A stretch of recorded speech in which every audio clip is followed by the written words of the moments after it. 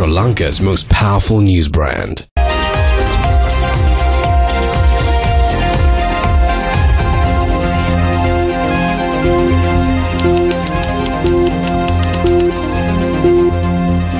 Hello there, very good evening and welcome to your Primetime News Bulletin. I'm Shane Silva. And I'm Dasnia Father. Let's start off with a look at tonight's headlines.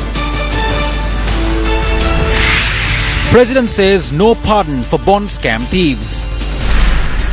Minister Susil Premajayantha states action against bond scam thieves could be taken under criminal law. Singaporean Prime Minister begins 3-day official visit to Sri Lanka. Deputy Minister Ranjan Ramanayaka backs President's decision to take over country's economic management.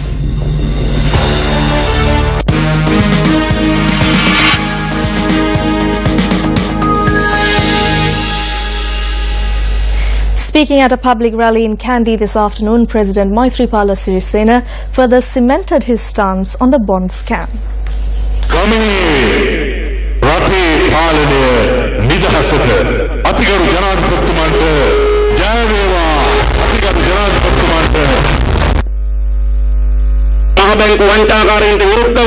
Prime Minister Ranil Wickremesinghe's #1 priority should be to take action to put all the thieves behind the central bank bond scam in jail. I make this special request from the Prime Minister from this historic platform in Kandy. Honourable Prime Minister, do not hesitate to throw those who should be in jail to jail. For whatever it is, I call on everyone in this government and the opposition to give me the strength I need. There is a saying, it is better to follow a pride of lions rather than leading a pack of dogs.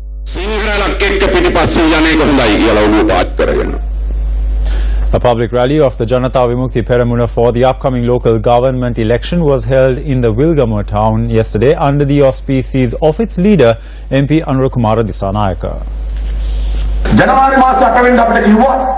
On the 8th of January, on a platform just like this, Ranil Wickremesinghe said, give them the power and they would capture the rogues and throw them in jail. Their property would be acquired and that property alone would be enough to build a country. Did they capture the rogues? No, they protected them. Remember this. Ranil Wickremesinghe, Sagala Ratnayaka, the minister in charge of the police, Vajirabe Wardana and Tilak Marapana protected the rogues. Did they ever not steal? Ranil Wickremesinghe, Kiri Alla, Kabir Hashim, Ravi Kanonayaka, P. Harrison. I have the files of all these names I just mentioned. I request that these names be shown on TV. The government was established on the 8th of January and the bond theft happened on the 27th of February, not even 50 days. What was Aloysius's profit? 11 billion.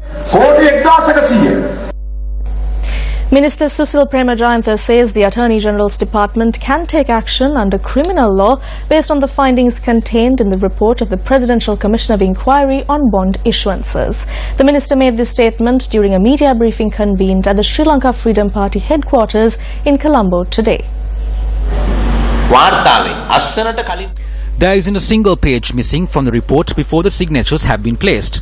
The number of pages in the report have been calculated. The report contains 1,152 pages. The rest are annexures and if Parliament wishes, they can call for the annexures too. COPE can obtain these annexures anyway. If this report is belittled, who benefits? The respondents. It is okay to say such a thing if you want the respondents to benefit from this. An amendment was made to the Presidential Commission of Inquiry Act in 2008 and it is because of this amendment that the Attorney General's Department can consider the evidence produced in the Commission as evidence in court. If there is a gap, then the necessary statements can be recorded. Otherwise, the evidence given before the Commission can be considered as evidence given to court. However, this does not apply to the Bribery Act. That is why they say that several amendments are required. However, I strongly believe as a lawyer myself that the Attorney General's Department, using the evidence compiled in the report, can take certain action under criminal law provisions. Legal proceedings. Chairman of the Sri Lanka Podujana Peramuna, Professor G.L. Peiris, expressed these views at a media briefing convened today. The Commission report states clearly that action must be taken against former Finance Minister Ravi Karunanayaka. We are well aware that Prime Minister Ranil Wickremesinghe will not take such action against Ravi because he is well aware that if he takes any action against Ravi, then everything that Ravi knows will come out. He will say it all in public. Prime Minister Ranil Wickremesinghe fears this. If Ranil Wickremesinghe wishes to state to the country that he is blameless, then we challenge him to take the recommended action. The statement made by Prime Minister Ranil Wickremesinghe on the 17th of March 2015 was a statement of pride. In that statement he has said that nothing wrong has happened. We believe that as long as Ranil Wickremesinghe holds this position, there will be no independent investigation that can be accepted by the country. He is directly controlling the police and the Attorney General's department. They summoned the Auditor General and sought to blame him. What is happening within the Attorney General's department now? Dappula Dilivera and Yasantha Kodagoda, who played a key role in the recording of evidence in the commission and carried out their duties fearlessly, notwithstanding political interference, have been sidelined from the task of implementing the commission's recommendations. They have been removed, and this has been entrusted to the Civil Law Unit at the Attorney General's department. Former Deputy Minister P.S. Vijayanayake convened a media briefing today. At a time when President Maithripala Sirisena has made this report public and has provided it to Parliament, is it ethical and is it correct for the big brains behind this to remain in his position? We say clearly that the subject minister in charge of the central bank is Ranil Wickremesinghe. He is now like the jester Andere in the palace. He says that they have taken our money, but that they have retained 12 billion rupees and that the losses will be covered with this 12 billion. The Prime Minister cannot escape accountability for the bond scam. At no instance in the history of the Sri Lankan Parliament has a Prime Minister fallen to such depths. The Prime Minister has no moral right to remain in that chair. The members of Parliament who are responsible for public finances, the members of the legislature, have a responsibility to fulfill. They must rise against this with President Maithripala Sirisena. We request the President to immediately sack Ranil Wickremesinghe. In the meantime, speaking at a meeting today, convener of the Voice Against Corruption, Wasantha Samarasinghe, made a revelation on the bond scam. The money earned through the bond transaction, which the United National Party divided amongst the Karunanayakers, Wickremesinghes and the Senasinghes, are being distributed to the candidates these days. So to the UNP candidates in the village, get your share of the bond transaction. Each candidate is getting 100 to 200,000 rupees. This is how it has been planned. They are going to distribute 500 million rupees. Whose money is this? It is the bond money. Now they've begun their advertising and media campaigns. The bond money is everywhere. This is being done by the media agencies. There is a company involving the daughter of a minister in the government. They are the ones who have been tasked with spearheading the election campaign of the United National Party this time. So the money earned through the bond scam are being used for advertising companies to promote the government and the United National Party. We'll be back after this short commercial break. Good evening to our viewers and good evening to our listeners on Yes 101. I'm going to bring you details of the MIG deal, the famous controversial MIG deal, and about the details of former ambassador to Russia, Mr. Udayanga Weeratunga. Now, Mr. Weeratunga has been issuing media releases about this MIG deal, and he has been issuing one today as well, or in fact yesterday, and we received this particular media release today. In this letter, he reveals a lot of details pertaining to this MIG deal. One could question as to how he knows so much about this MIG deal if he was not involved in it at one point, or if he was not involved in it at all. Now, we are talking about a deal to buy 4 new MiG aircraft and another deal to actually refurbish or to repair 4 more. Altogether, 8 more MiG aircraft at a cost of $14 million US. Now, the first letter sent out to the stakeholders with regard to this MiG deal has been sent out on the 6th of February 2006. And this is that letter, and we have a copy of it as well. Now, if you take a look at things and if you move forward, Udayanga Weeratunga was the ambassador to Russia and the Ukraine at the time.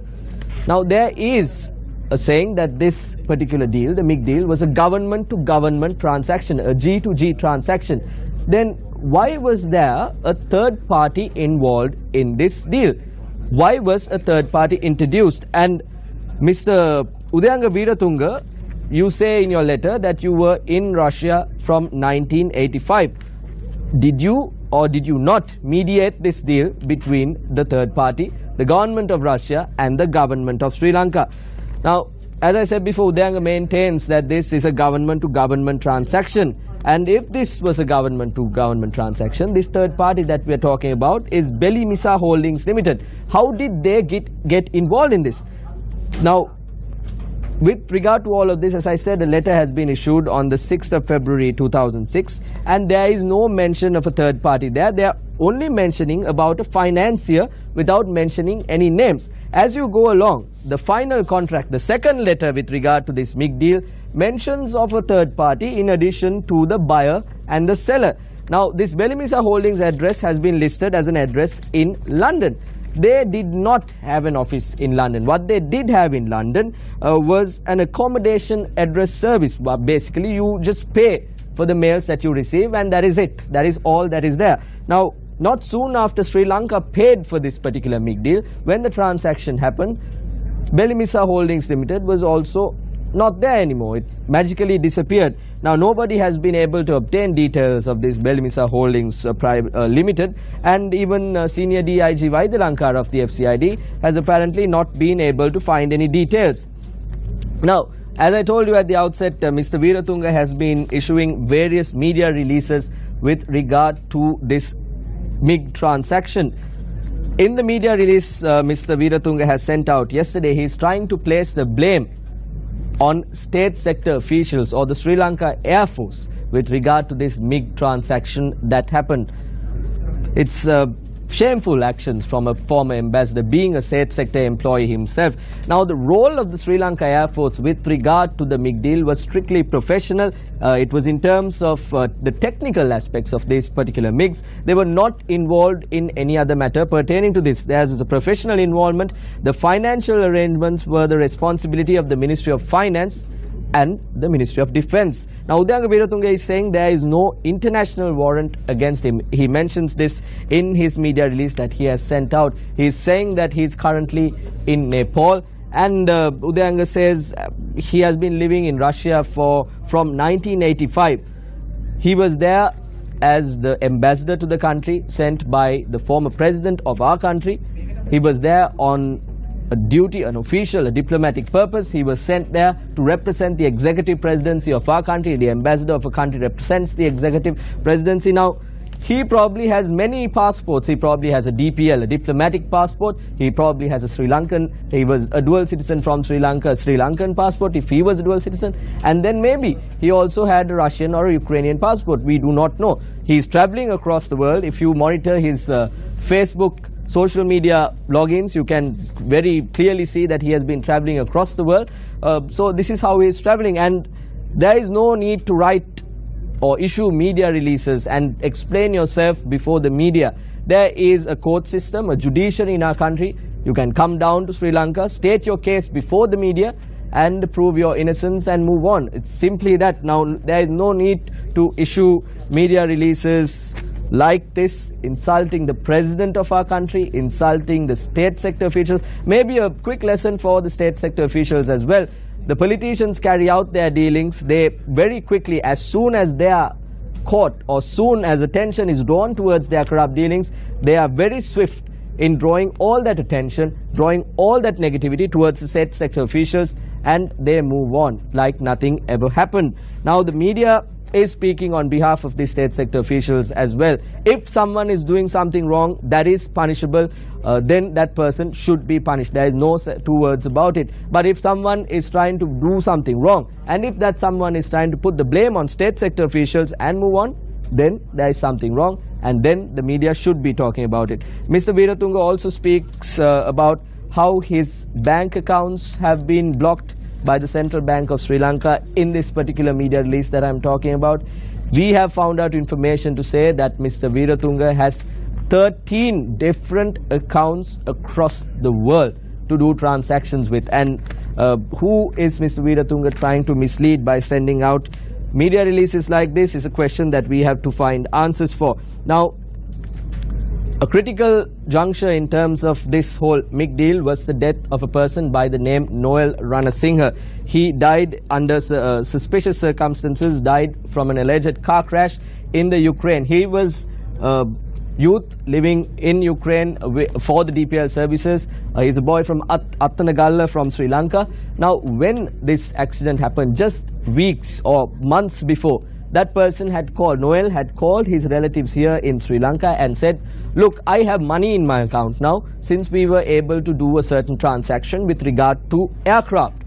And the relatives, when the death of this youth happened back in the day, came out and revealed all of this before the media. Now, we have information that the relatives are not well, they are working in the state sector still, so they cannot come openly and speak about the death, the suspicious circumstances surrounding this boy's death.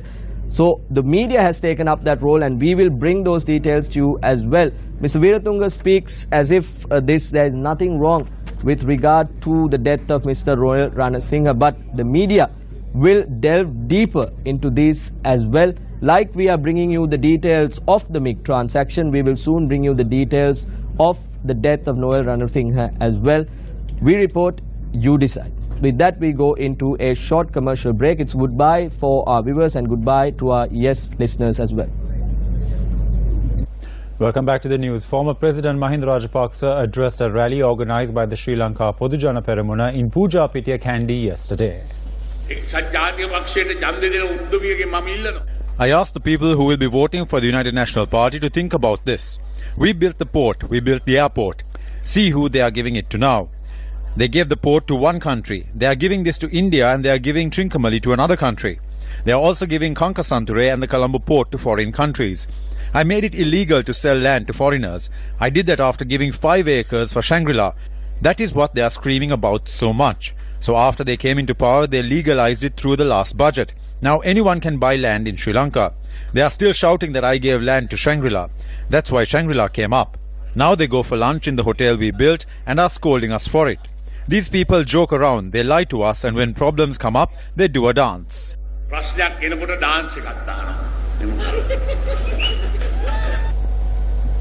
Former President Chandrika Bandaranaike Kumaratunga expressed her ideas attending a public rally yesterday. Mahinda Rajapaksa made all the MPs who were elected through a party as great as the Sri Lanka Freedom Party into thieves.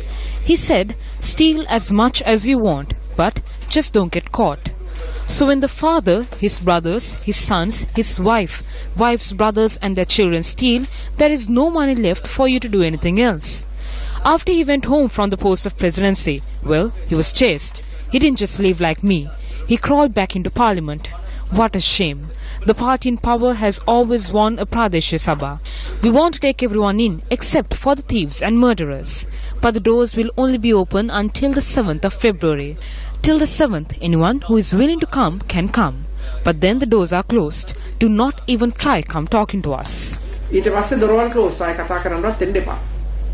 Prime Minister of Singapore Lee Hsien Loong arrived in the island this afternoon upon an invitation extended by President Maithripala Sirisena. Prime Minister Lee is set to remain in the island until the 24th of this month. The Singaporean Premier will be received at the Presidential Secretariat tomorrow morning with an official guard of honour and gun salute that will be followed by official bilateral discussions with President Maithripala Sirisena. The Ministry of Foreign Affairs said following the bilateral talks with the President, Prime Minister Lee will witness the signing of the Sri Lanka-Singapore Free Trade Agreement. During the visit, Prime Minister Lee will also meet Prime Minister Ranil Wickremesinghe and discuss economic, trade and investment cooperation between the two countries. This is the first official visit of a Singaporean Prime Minister to Sri Lanka in 13 years. The Prime Minister of Singapore will be hosted to an official lunch by President Sirisena and a dinner by Prime Minister Ranil Wickremesinghe. He will also receive a courtesy call from opposition leader R. Sambandhan prior to his departure. Trade between the two countries last year was $2.7 billion according to the Singapore government's figures quoted by the Straits Times. This is up from $2.05 billion in 2015. However, in terms of trade in goods, Singapore is not a significant export market of Sri Lanka. In 2015, exports to Singapore amounted to $85 million, or less than 1% of Sri Lanka's total exports, while growth in exports during the last 5 years has been disappointing. As a source of imports, Singapore was Sri Lanka's fifth main partner and contributed to 5% of Sri Lanka's total imports. In 2015, Sri Lanka imported goods worth $923 million from Singapore. With China pouring billions into the island, investing in, among other things, a port and a financial center, the free trade agreement could be a route for Singapore to further that deficit. The free trade agreement opens doors for Sri Lankan businesses to take advantage of Singapore's strategic importance in global trade. The agreement may also lead to an increase in foreign direct investment from Singapore, which is the fourth largest investor in Sri Lanka. Singapore's economy is nearly 4 times the size of Sri Lanka. Conversely, Sri Lanka's population is close to 4 times that of Singapore. In his memoirs, Lee Kuan Yew, the founding Prime Minister of Singapore, said, quote, Ceylon was a good middle-sized country with fewer than 10 million people. It had a relatively good standard of education, with 2 universities of high quality, a civil service largely of locals, and experience in representative government starting with city council elections in the 1930s, unquote. He went on to say, quote, during my visits over the years, I watched a promising country go to waste, unquote. A seminar organized by the Ceylon Chamber of Commerce was held in Colombo this evening. The keynote address at the seminar was delivered by the Governor of the Central Bank of Sri Lanka, Dr. Indrajit Kumaraswamy. Related to the fiscal operations clearly are the performance of state-owned enterprises. 2 major reforms are due to be undertaken this year, and that is the introduction of a cost-reflective pricing formula, well, first for fuel and then for electricity. You know, over 90% of the losses of the CPC and CEB are due to the fact that they subsidize fuel and electricity. The government forces them to sell at an administrative price below cost, but yet it doesn't recompense them. It doesn't compensate them for the subsidies. So successive governments have been very clever in parking the budget deficit in the CEB and the CPC, and that subsequently gets transferred onto the balance sheets of the state bank. And it's a highly distortionary thing that has been going on forever. So if we are able to get these cost-reflective pricing formula into place for fuel and energy, it'll again remove a major distortion in the system.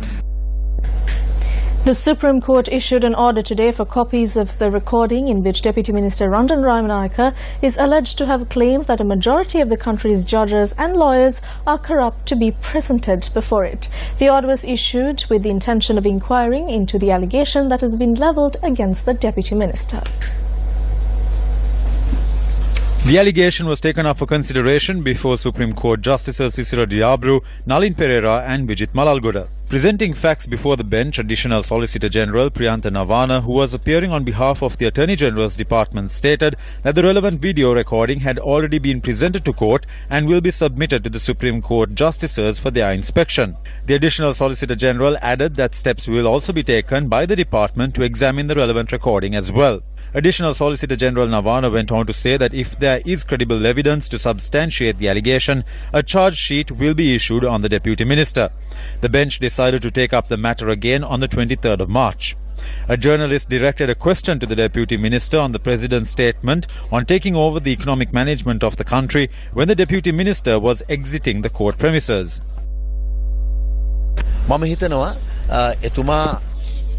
I think the President gave the United National Party 3 years to sort this out. I do not see an issue with the President taking over the reins if he is not happy or fully satisfied with the way things have turned out. I believe the seniors, that is the President and the Prime Minister, need to discuss this and address it. They must sort it out and be mutually satisfied with the outcome. This marriage should not be made a divorce. My intention is for these 2 parties to work together. I consider the 2 of them as divine beings. There are very little allegations against them. When compared to the others, the most prominent person is the one who assassinated 36 of your people. Lasantha Wickramatunge was assassinated on the street and Pradeep Eknaligoda was made to disappear. But have we killed any of you? Have we set fire to even one media organization? Have we opened fire on protests? So therefore, let's all respect this and move forward together. Convening a media briefing in Colombo today, former Maldivian President Mohamed Nasheed spoke about the upcoming presidential election and other political developments in the Maldives. It's not an exaggeration to say that if we don't have genuine, free, fair and inclusive elections this year, we will probably not have fair elections for the next 30 years again. And it's also our last chance, in our view, to save the Indian Ocean as we want. Because there is trouble in the Indian Ocean and in the Maldives.